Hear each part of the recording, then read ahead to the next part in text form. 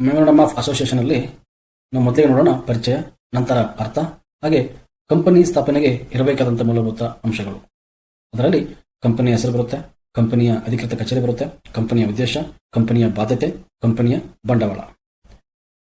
ನಾವು ಮೊದಲಿಗೆ ಈಗ ಮೆಮೊರಂಡಮ್ ಆಫ್ ಅಸೋಸಿಯೇಷನ್ ಅದರ ಒಂದು ಪರಿಚಯವನ್ನು ಮಾಡಿಕೊಳ್ಳೋಣ.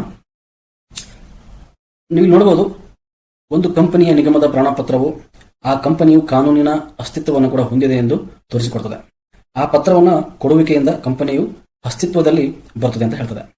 ಅಧಿನಿಯಮದ ಕಲಂ 34 ಕ್ಲಾಸ್ 2 ಪ್ರಕಾರ ನಿಗಮಗೊಂಡಿರತಕ್ಕಂಥ ದಿನದಿಂದ ಈ ಒಂದು ವಿವರಣಾ ಪತ್ರಕ್ಕೆ ಸಹಿ ಮಾಡಿದವರು ಮತ್ತು ಉಳಿದ ವ್ಯಕ್ತಿಗಳು ಕಂಪನಿಯ ಸದಸ್ಯರಾಗಿರುತ್ತಾರೆ ಮತ್ತು ನಿಗಮಿತ ನಿಕಾಯವಾಗಿ ಕಂಪನಿಯ ಎಲ್ಲಾ ಕಾರ್ಯಗಳನ್ನು ಕೂಡ ನಡೆಸುತ್ತಾರೆ.